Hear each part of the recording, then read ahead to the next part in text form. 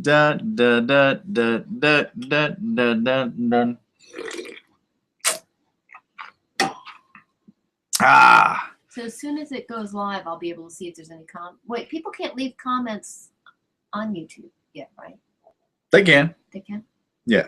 So if you want to comment, as we were just discussing, you can comment in the Facebook post that this video is in or on the YouTube comments that this video is in. Those are the only two ways we're going to be able to find your comments, unless you sent them previously the day before. Hi, I'm John Johnson, and this is my House of Horrors study that I'm sharing with you. House of Horrors is a monster mashup film that I'm planning on doing, probably shooting in 2016 or very, very end of 2015. And I am doing a very massive study while my film Plan 9 starts to launch across the world. While that is happening, to keep me sane, I'm working on this to kind of keep the balls and the brain turning, because my balls have to be turning at all times. All right, so it's a monster mashup. I take a monster and I try to thoroughly dig my way through all the literal, literary, web videos, novels, games, everything that I can find, comic books that have to do with that creature or monster. I try to study so that when I adapt my version of the monster, it'll have a little bit of each of those things in it, maybe, or maybe just avoiding those things. So the first monster we did was Frankenstein's monster, and had dug into him because obviously a huge literary source. We spent quite some time digging into the guy. And now the second monster is Creature from the Black Lagoon, and what I do is I give myself 10 films, most of which I tried that I haven't seen unless it's so important to the genre, like a Universal film. I will watch it again. And I had 10 for Creature from the Black Lagoon, which is a little bit more difficult because he's kind of like a swamp monster, a humanoid swamp monster, which is a wide spectrum, and there's no kind of originality, not originality, but original source of where this all came. But Creature was my second one, mainly because I did Frankenstein, and I needed something, excuse me, to be a lighter load for the holidays before we get into something a little bigger in January, which we have to decide who the next monster is going to be. I'm in debate right now. I've got the Dracula box set. However, Dracula is a huge literary source with a lot of background. Jekyll and Hyde is also something similar to that, so I'm going to wait on him. So I'm debating on the Wolfman. And or who was the other? Possibly the Mummy, because the Mummy doesn't have a literary source. It's more about the movies. But I have to decide. I haven't figured it out yet who my next monster is going to be. But that is not what we're discussing now. Now we are discussing the Creature from the Black Lagoon, aka the Gillman. We've got our peanut gallery. We've got some from some of the Darkstone guys who you see in all the films have sent in some video, audio clips.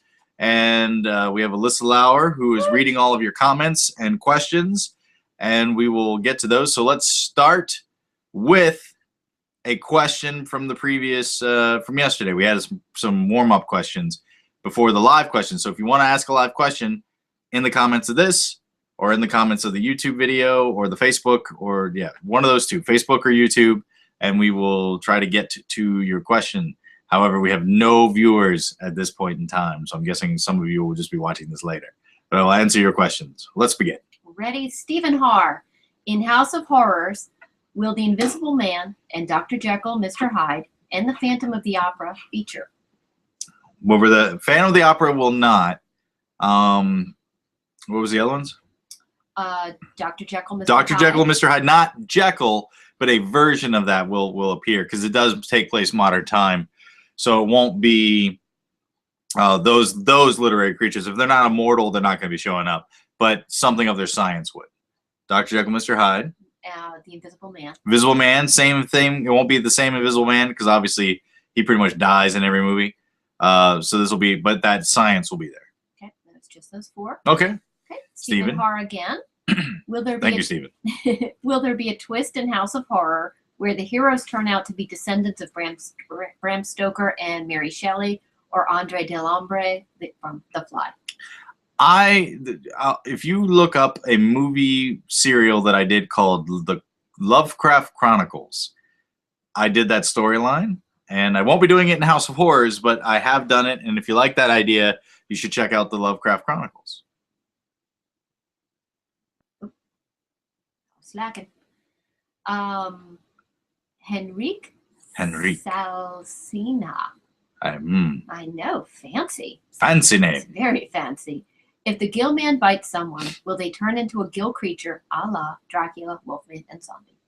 Well, now I've watched all of the films, and in the films he never actually bites anybody. He just kind of crushes them or throws them. So I don't think so. I think if he just bit you, you're just, because he's kind of, especially if you're talking about the creature from the Black Lagoon, he is one of a kind. There is only one of him. And I don't think it was a disease that spread. I think he was a prehistoric beast that never evolved until the third film, which we'll get into later.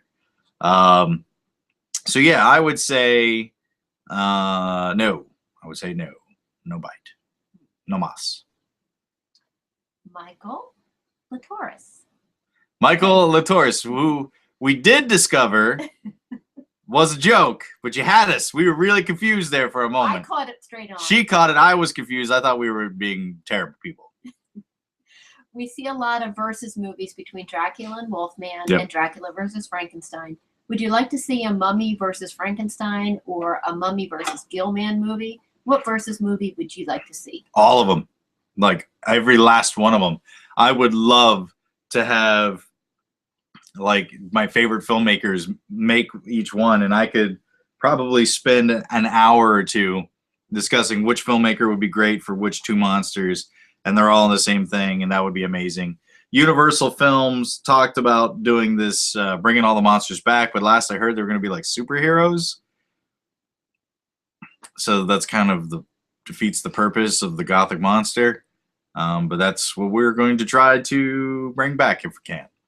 But no, all of them, every last one. I mean, of course, there's the great one, Wolfman meets Frankenstein. As confusing as it is, it was still awesome, just for that, the final moments when you get to see that happen.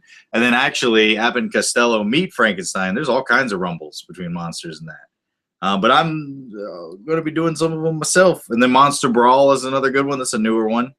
That was a great one for that. But yeah, we're going to be mixing and matching it hopefully soon. Ready? Yes. Nigel Houseman says, Nigel! Could Gilly really be an abandoned alien from the Aztec times that has evolved to suit his now current surroundings? It's possible. They do find him in the ground. I believe in the first film, it's archaeologists dig him up, or not him, but they dig up the one, and then he's just been living forever in this, the lagoon, the Black Lagoon. And this is cool, by the way, because I believe Nigel is in England and Stephen is in Australia. Really? So it's kind of fun to like be talking to people all over the world about this stuff, nerding out.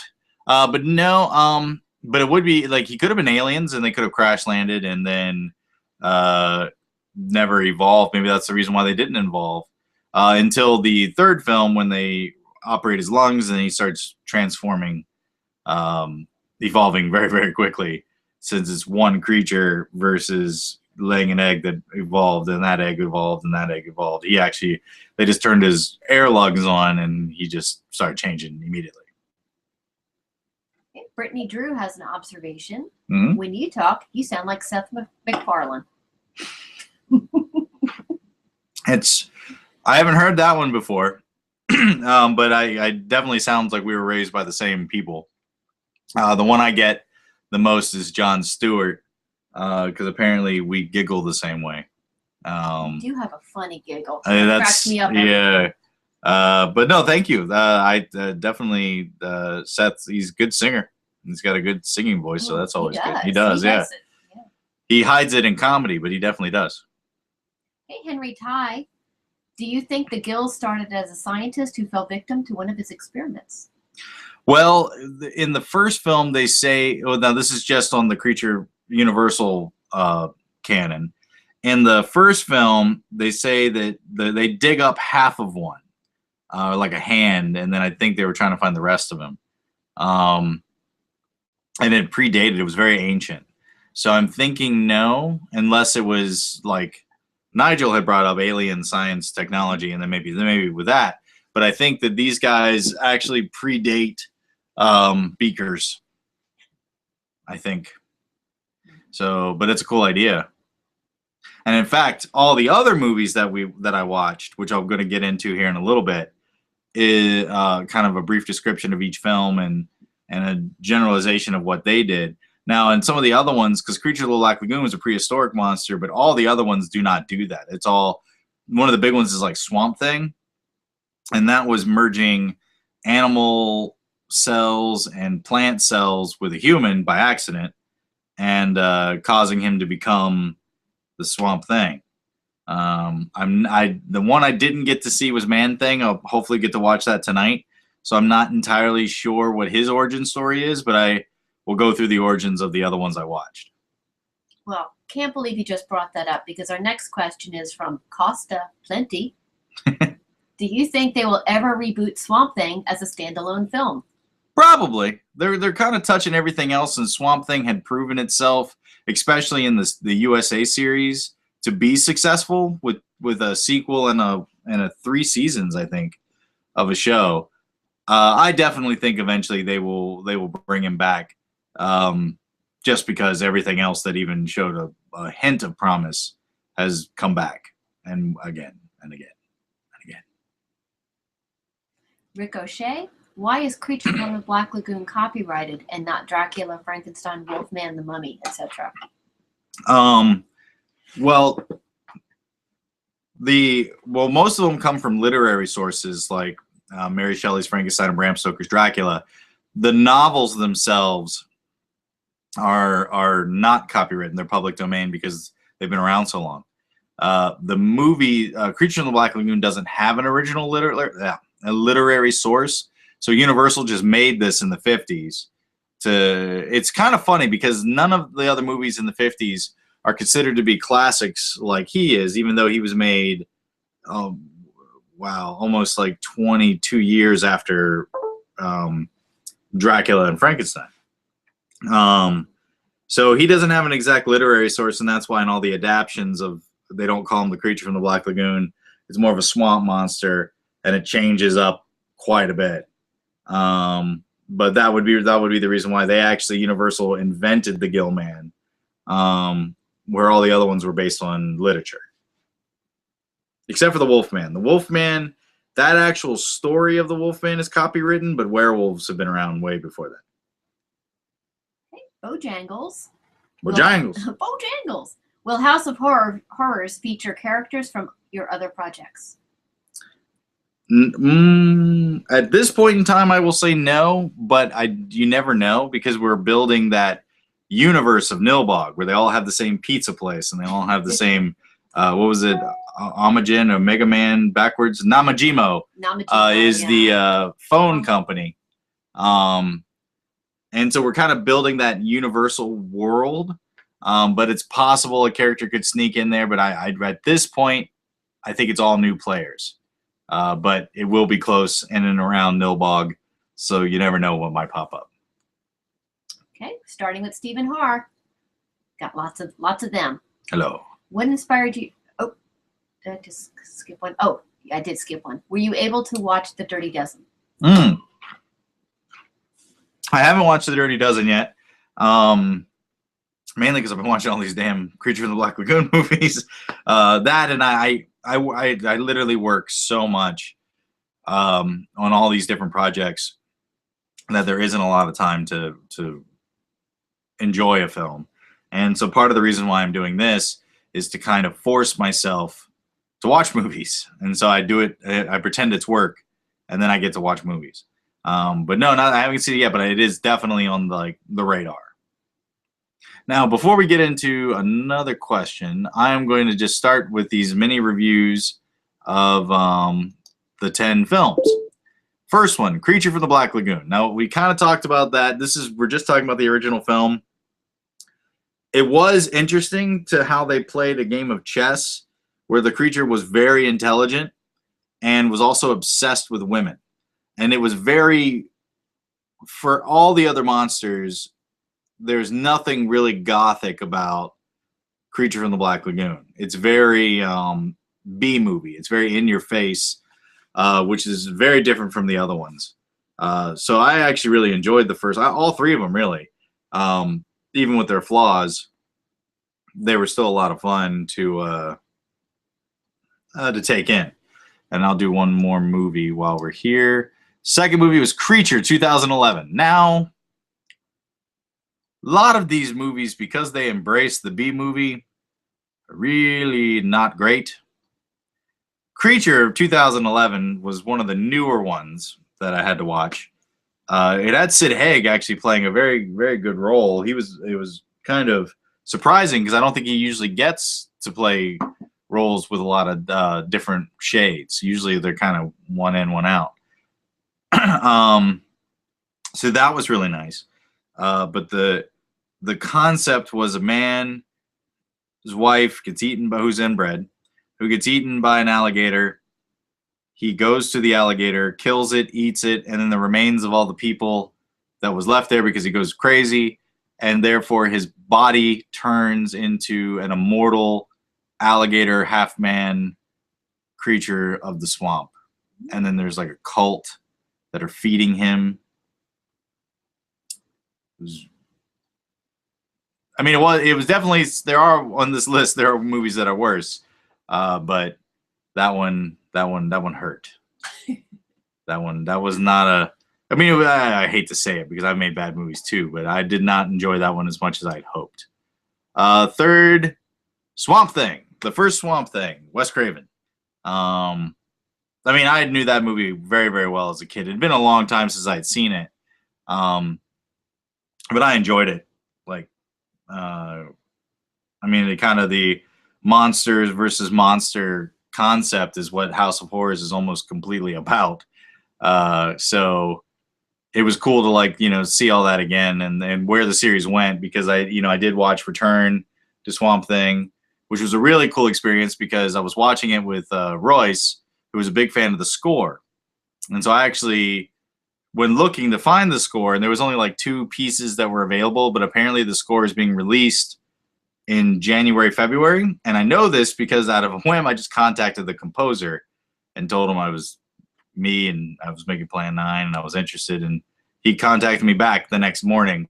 So we live in a time when you can literally watch the movie, contact the people involved, and then they contact you back. And also I found out on an IMDb search that I'm in a movie with a little white kid from Return to Swamp Thing.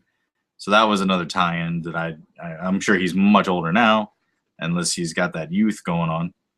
But then I only watched a little bit of the TV series. I'm going to watch a little bit more before I do my final study. But I did watch the 2 films. Enjoyed them both. They're both, one's a little bit more darker, kind of straightforward, and the other one's a little bit more campy and action-oriented. But they're both a lot of fun. And you just kind of giggle and enjoy them for what they are.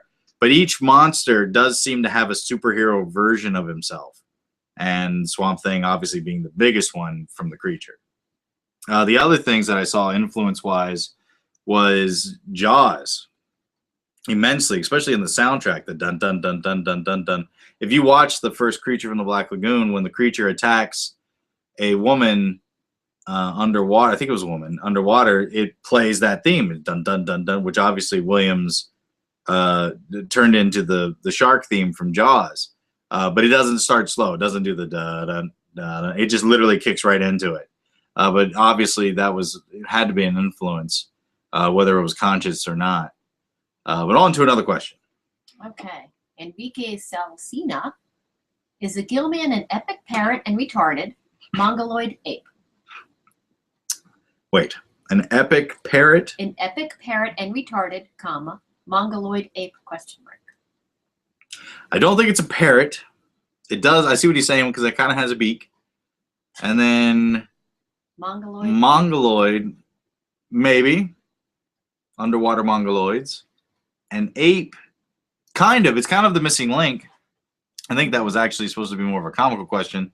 But it is a missing link so far as all the creatures around it evolved and it just stopped and didn't evolve. So it's kind of that ape like idea. But I'm going to say yes to all of those things. Even if it isn't on the outside, we all have those in our heart. And that is what it has.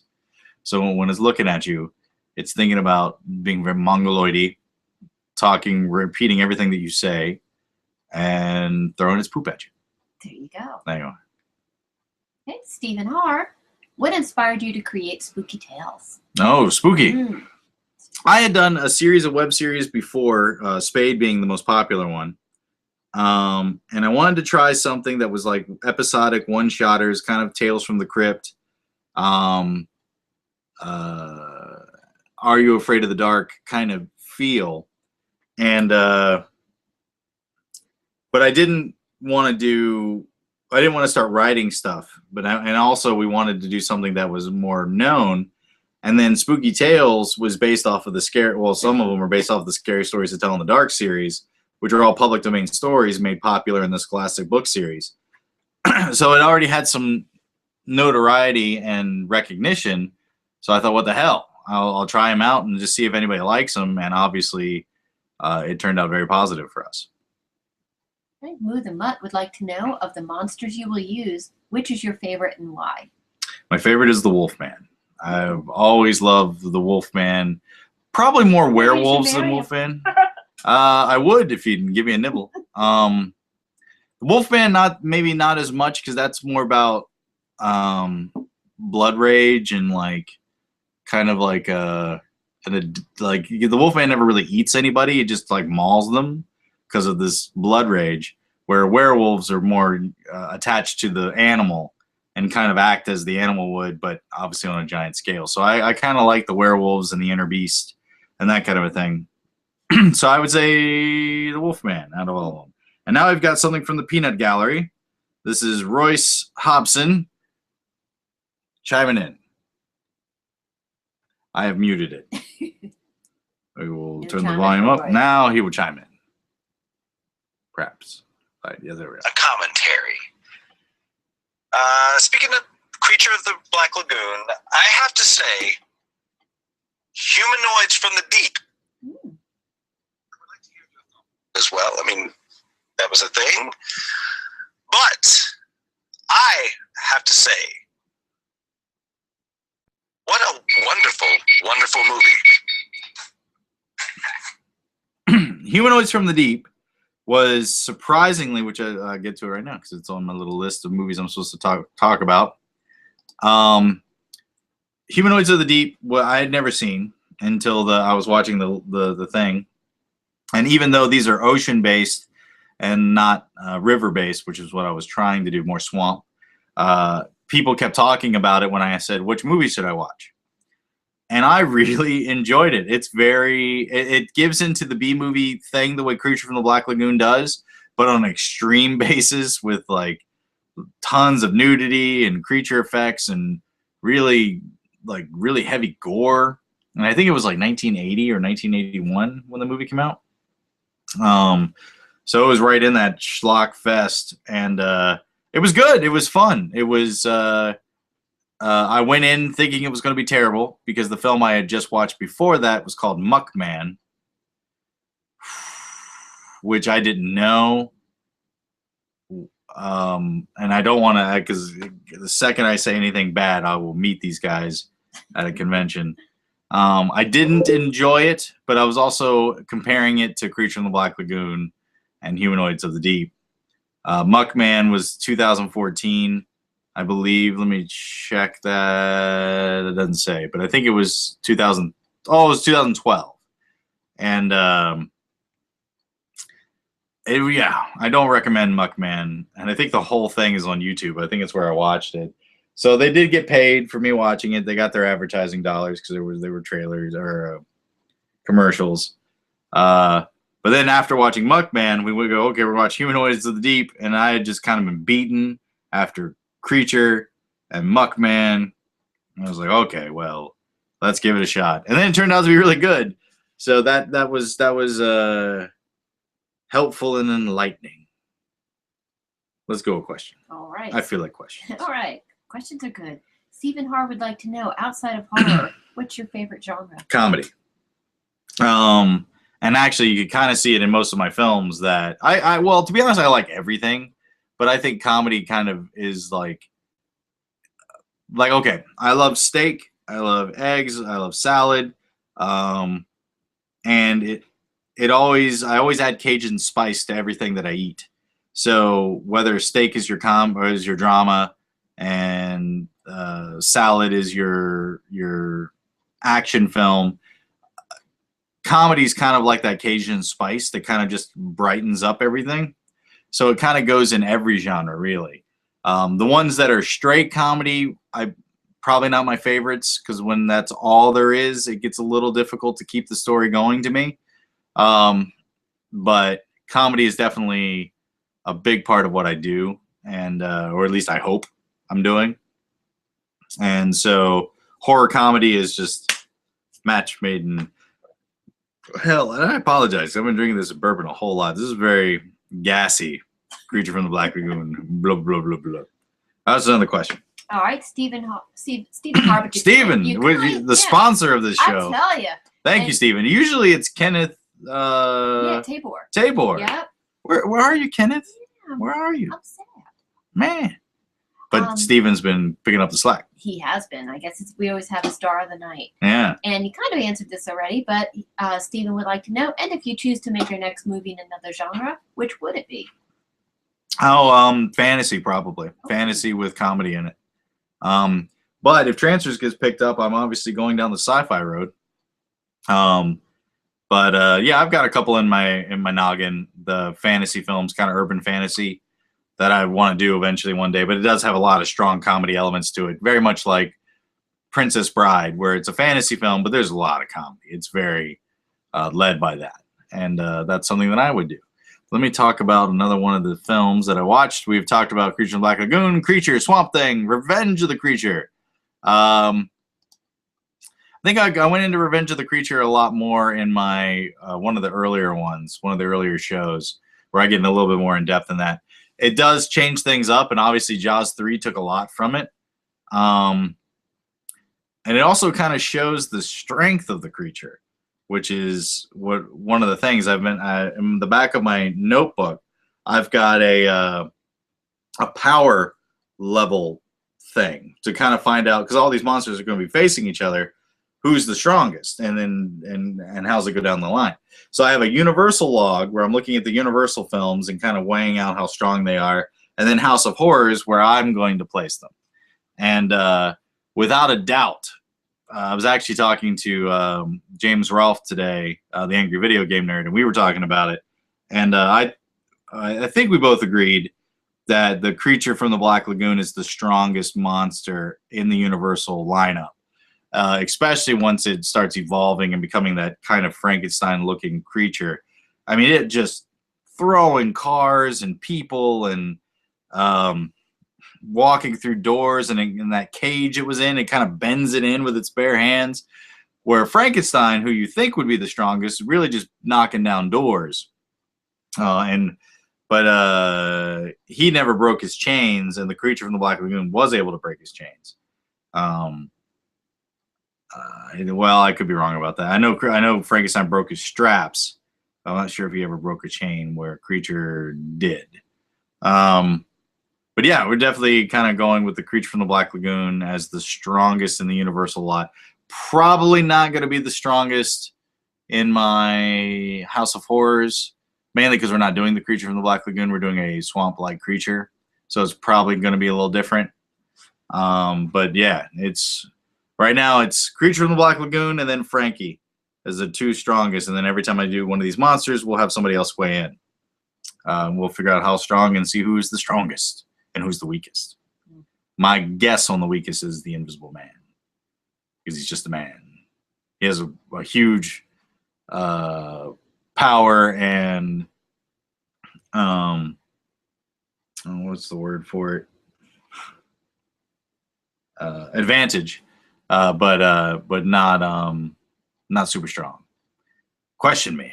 Stephen Haar. Stephen! Woo! Which actor, past or present, would you love to work with? Well, past would be Peter Cushing. I would love to make a Peter Cushing vampire film. That would be amazing. Present, there's so many. Not so much the more popular guys that are going on right now. I think they're doing just fine.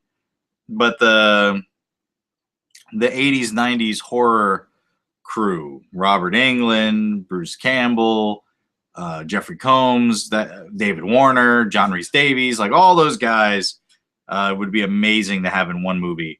And hopefully things will align and I'll be able to get at least one of them for House of Horrors. Ooh, yeah. Nice.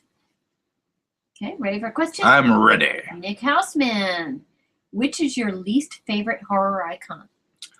Well, it's changing. I used to be honest, it used to be Frankenstein. I never really enjoyed the films when I was younger, but I didn't understand them as well, and I also didn't understand. I never read the book until more recently. So it used to be Frank, but now Frank, now that I've done my studies, has really evolved in becoming one of my favorites. So right now at the bottom of the food chain is probably the Mummy, just because he's so simple. In the Universal films, that is. I mean, now you have the first film, which is very different from the sequels. And I'm more thinking about the sequels. The first film was just kind of like a wizard who's trying to resurrect his wife. But when you get to the walking mummy thing, the idea of the mummy's cool, and a lot of the culture that comes with the mummy is cool. But the mummy himself usually not that great. So I'm going to say my least favorite is the Mummy until I do my mummy study, and then that could completely be thrown out the window. Okay, Trauma Rule says, what inspired you into filmmaking? Ooh, let's see, it was 1988. I believe the TV show was V, which was on before that, I think. I think it had ended by then. But I was obsessed with V and laser tag guns. And I would run around with my laser tag gun and pretend to be the characters in V, Donovan and Michael Ironside. I can't remember his character name, but yeah. So I think it was V more than anything else. Then it became everything I watched, every movie. I would even in high school watch a horror film and say, okay, I'm this guy, and that's the girl I'm in love with, and that's my best friend. And I would like name all the characters. I would cast them with my friends, and then watch them all die, which was usually not the way to go. But we would. Then I started watching it with groups of people, and we would do the same thing. We were like, okay, I'm that guy, and I'm that guy, and I'm that guy, and we all laugh when those people die. Usually it was done by a majority would vote it, and now I've turned it into a gambling game where you put $1 on the guy you want to live. But yeah, I mean, I would definitely say V and laser tag guns started it all. Hey, Tommy Jarvis would like to know, is Gilman's violent nature a product of fear, survival, or because he's misunderstood? Well, that gets addressed a lot in The Creature Walks Among Us, where the creature looked like he was he's always instigated. However, in the first film and the second film, he really becomes obsessed with a woman. He didn't in the third film because I guess he evolved past that. But in the first two, he wouldn't. Well, okay, now in the first film, he did straight up just walk up and kill all the brown people. Like everybody who was brown got it, and then this like white guy got wounded in the leg. But everybody else died, and he was just rolling up. I think either it was territory or something to that effect. So he was definitely more animalistic in the first one, just very intelligent. Where in the second one, he became obsessed with the female because he wanted to mate which they really took from when they did Humanoids of the Deep. But I would say as a whole, he is just like a bear, and can be provoked and scared into violence. However, in House of Horrors, probably going to be a little bit more of a monster, not quite as sympathetic. All right, so we got another one from the Peanut Gallery. This is Mr. Diggity Duncan. Oh. Hopefully this is safe for work. Hello? Hello, is this thing on? Hello? Hello? Can you hear me? Hello? Is this thing on? Hello? I heard that you are taking questions for something called the creature of the Black Lagoon. I was just wondering why it had to be black. Can't it be the creature from the Green Lagoon or maybe the Orange Lagoon? Hello? Hello? Is this thing on? Hello? Hello? Hello? Hi. Okay, so Duncan's been working on voices. He's been doing it for quite some time. Christopher Walken, Jimmy Stewart. I guess that was his attempt at a black man. I think he's just slightly off, but one day he'll get it. And I don't know why it was called the Black Lagoon. I think it was just because of how dark the water was that it looked black, because it's apparently very, very deep. So they say, but that's all I know. And after that, it never really was referred to as the Black Lagoon anymore.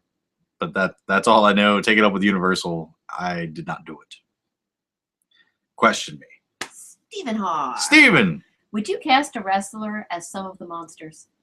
Oh, very possibly. I worked with a few wrestlers in the past. Plan 9 was like schlock full of them. And I just did Shadowhunter sequel with a wrestler. Tommy Dreamer. Mm-hmm. The Tommy Dreamer. The Tommy Dreamer. Just in case you thought it was a Tommy Dreamer. Not one of them, but it was the Tommy Dreamer. But no, they're great guys, and they're great physical actors. And yeah, if we meet the right guy and it fits the right part, I'm all about it. Oh, and Maestro. He was. Oh yeah. And he was in Trancers. Yeah. There's so many of these. These guys are great because they can do the acting that they're used to, doing the bits before the fight where they kind of yell at each other and be angry with each other. They can pull that stuff off and also do some real physical stuff. So it's a great combo. And they're super nice. And yeah, so far they've been amazing. Like they've been even the bad guys, not so bad. Not so bad. Okay, Stephen Haar. Stephen! Woohoo! Will you turn your movie into a franchise? Well, it's a part of a trilogy. At least at first thought. And this is the second story in the trilogy. There's Castle of Cadavers, House of Horrors, and Mansion of Madness. Castle of Cadavers deals with zombies. House of Horrors deals with the Universal monsters. And Mansion of Madness deals with Cthulhu and Lovecraft. So that's kind of where I'm going with the whole thing. But right now we're just focusing as if you just saw this one film. That's the only one you would need to see. But we shall see. They will talk about events from the first movie. But we would shoot them probably part 2, which is House of Horrors, part 1 or part 3, or 3 and then 1. I don't know, because 1's obviously a prequel. But right now it's based on a trilogy that I'm working up in my head called the Jack Pierce novels, which is the PI character that gets involved in all 3 stories. Okay. Stephen Haar says Monique Dupree is a legend. Will she be involved in this project? Probably in one way or another. I don't know in what fashion, because it's in very, very early stages. Nobody's cast at this point. Because we don't even know how all the characters are going to end up turning out. But I would definitely say she ends up in most of my stuff, so I don't know why this would be any different. I think that's it for the Peanut Gallery. Let me check one of the, let's see, talk about another movie, Muckman Human Return. The Phantom of 10,000 Leagues was really boring. Like I said, these movies, the creature movies, swamp creature movies, are really give into the B movie world, and it gets to the point where it's almost, it's tough. He is not the most loved of the monsters, so far as the movies are concerned, except for the Universal films and Humanoids of the Deep. I was very impressed with those. Of course, Swamp Thing, but that's almost something different, but just kind of close.